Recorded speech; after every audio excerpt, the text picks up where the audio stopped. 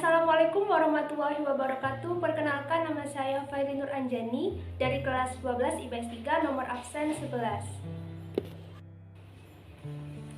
Di sini saya akan mempresentasikan PowerPoint tentang analisis artikel pemberdayaan komunitas. Pemberdayaan komunitas yang dianalisis yaitu pemberdayaan masyarakat miskin berbasis kearifan lokal.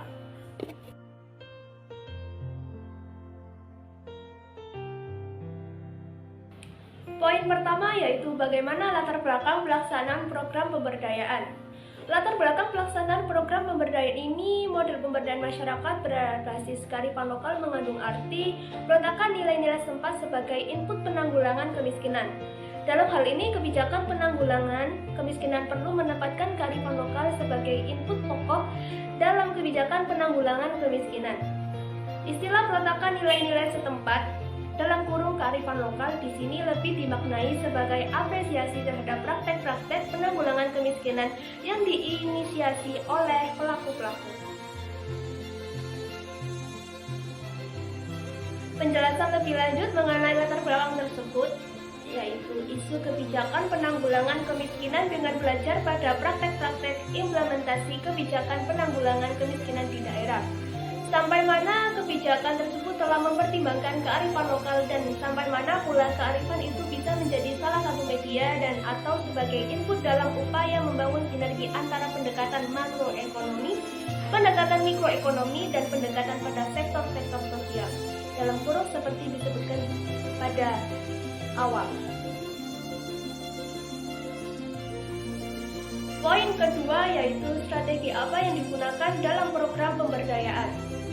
Bila dilihat lagi, tingkah laku yang terwujud atau yang diwujudkan tersebut mempunyai keteraturan yang berpola yang mempunyai arti dalam pengkategorisasian interaksi-interaksi yang terjadi.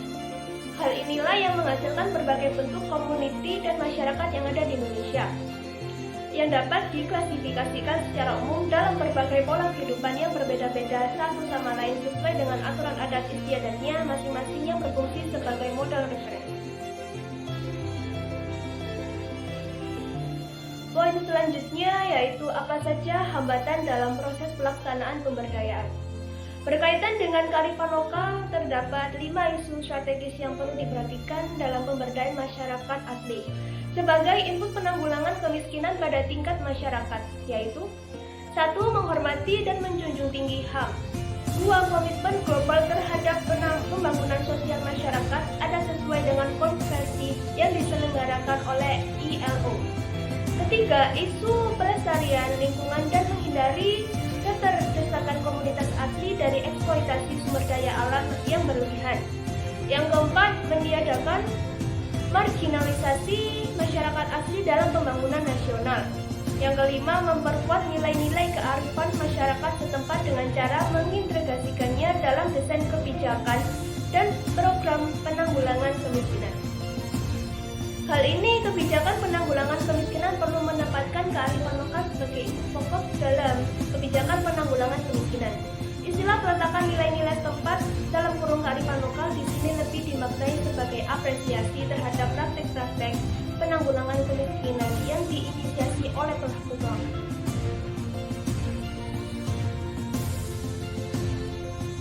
Ada pula hambatan dalam proses pemberdayaan di bidang ekologi atau perairan.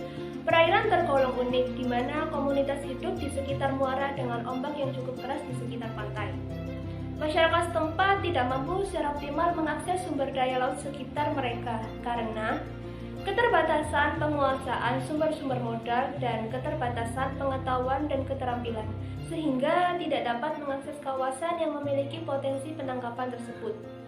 Nelayan hanya melakukan penangkapan dengan menggunakan jaring atau pukat tarik hingga 200 meter ke arah tengah.